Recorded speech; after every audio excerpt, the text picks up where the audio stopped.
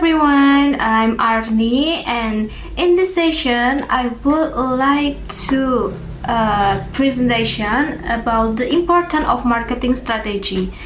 And our group and my group choose one thing that the most important of marketing strategy menurut kelompok saya.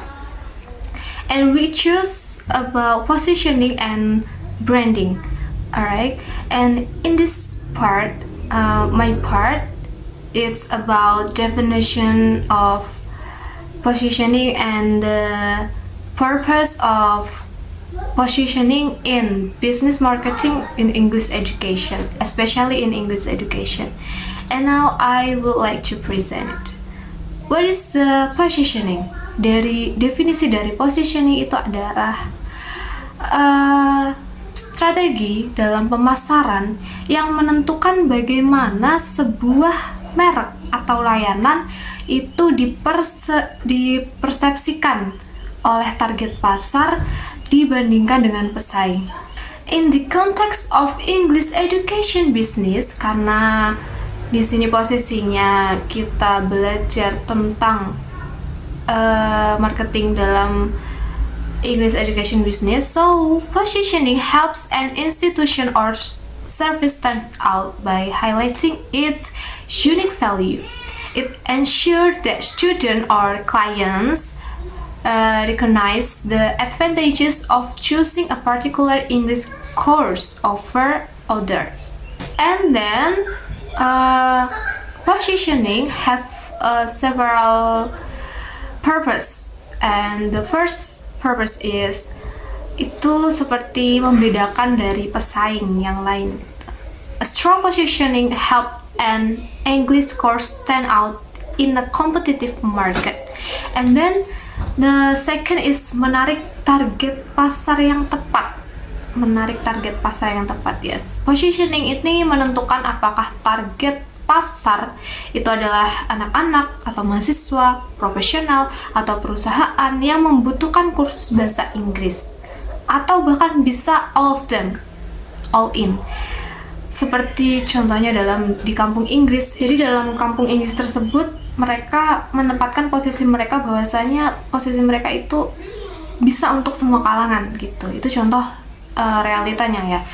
Terus and the third is creating a positive perception in the mind of consumers. Jadi student or clients will remember an institution based on its unique value, such as interactive teaching method, karena setiap teaching method di dalam setiap institusi itu berbeda, or certified teachers or internationally recognized courses.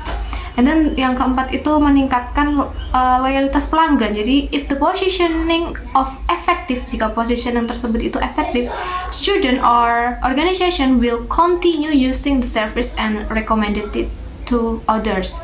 Mereka secara tidak langsung ketika mereka nyaman dengan pembelajaran yang sudah ada pada institusi tersebut, yang disediakan tersebut, mereka nyaman, mereka menyukainya, merasa metode tersebut interaktif. Ya, kan posisinya seperti itu ya. Nah, itu mungkin mereka juga secara tidak langsung akan merekomendasikannya kepada yang lainnya, teman-temannya yang lain gitu. And then juga bisa tujuannya itu supporting other marketing strategies like a clear positioning, help in branding, promotions, and communication strategies to reach the right audience effectively.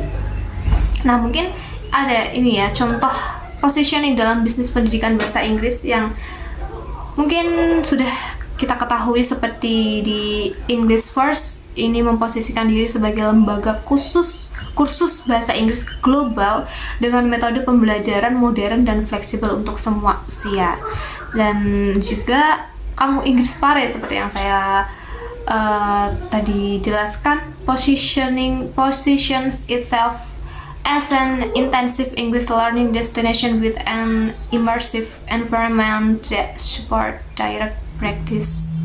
Seperti itu. Jadi memang di kampung Inggris kan terkenalnya ada di sebuah desa yang dengan belajar dengan lingkungan yang ada di sekitar, terus lebih banyak prakteknya juga secara langsung gitu kan kalau di kampung Inggris. Jadi mereka kampung Inggris memposisikannya sebagai berikut. Dan di situ juga ada Duolingo, yang dimana Duolingo itu kan sebuah aplikasi yang memposisikan dirinya sebagai aplikasi belajar bahasa Inggris yang gratis. Mungkin ada juga beberapa fitur yang berbayar, tapi di sisi lain mereka juga menyediakan fitur gratis yang mudah digunakan dan cocok untuk pembelajaran mandiri, cocok juga untuk pemula yang ingin belajar dari awal gitu, dari nol. Atau mungkin ada juga TOEFL or IELTS preparation course. Banyak juga course yang khusus untuk TOEFL or IELTS preparation untuk bekerja atau mungkin untuk study gitu kan. It position itself as a specialist program to help students and professionals obtain international English certification. Seperti itu. Nah, di IELTS atau TOEFL course ini mereka memposisikan diri tersebut sebagai berikut. Alright everyone, I think enough from me. And tadi yang saya sudah sampaikan itu terkait definition of positioning and several purpose of positioning. And I think enough. Thank you very much. And wassalamualaikum warahmatullahi wabarakatuh. Terima kasih. Hello, my name is Isbita Kemi Hanim, base student number 22612152. Here I will explain about my focus material that are the focus of positioning and the positioning strategies. So first, positioning is a strategy that aims at shaping how consumers perceive our product service in the market. The main focus of positioning is understanding the target market such as children, teenagers, or professionals, and determining how we want our product or service to be remembered. Do we want to be know high quality, affordable prices, or specific benefits offered? Then there are positioning strategies can be implemented through several approaches, such as the first is benefit positioning. So that's highlighting the key benefits of the product. For example, a toothpaste that removes plaque in 7 days, or an English course promising fluency in just 1 month. And second is price positioning, offering products at premium prices of high-end consumers or economical prices to reach a broader audience or customer. Then the third is quality positioning, that focusing on superior quality such as premium smartphone with the latest technology, or standard quality like a simple yet durable smartphone. Then the last is user positioning. So this means targeting specific groups of users such as skincare products for teenagers, or with sensitive skin, or learning apps for children age 5 between 7 years old. And by applying these strategies, our products or service can secure a strong and clear position in the market, making it easier for customers to remember and choose. Okay, enough from me. Thank you. Assalamualaikum warahmatullahi wabarakatuh. Now I will explain you about branding. Okay, for the first definition of branding. Branding is the process of creating and building a unique identity for a product, service, or company that differentiates it from competitor and make it more effective to customer. Nah, and the objective of branding are first, increase brand awareness, make customer more familiar with the brand. The second is building customer loyalty, make customer more loyal and faithful to the brand.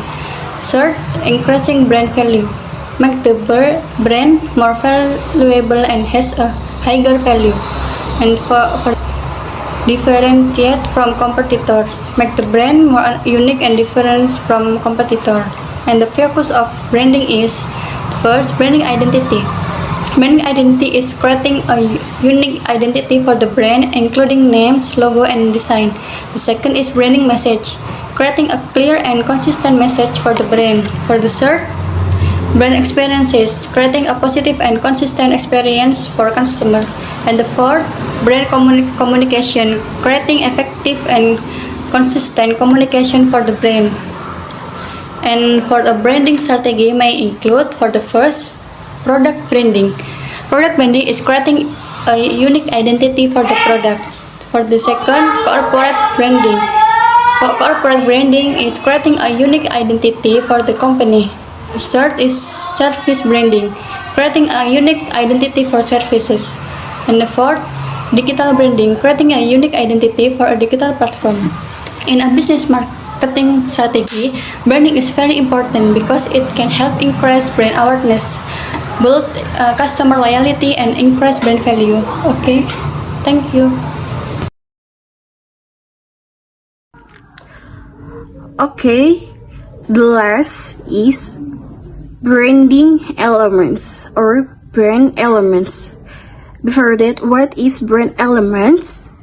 Brand elements are the visual, verbal, and emotional components that shapes a brand's identity. These elements help create a strong, consistent, and recognizable image in the minds of customers. And then, this is a breakdown from brand elements. There are 8. Okay, for the first is logo. A logo is a graphic symbol that represents the brand. It's often the first thing people notice. And then what is the purpose? The purpose is to exchange brand recognition and create a strong visual associations. Okay, second is slogan or tagline. So what is slogan?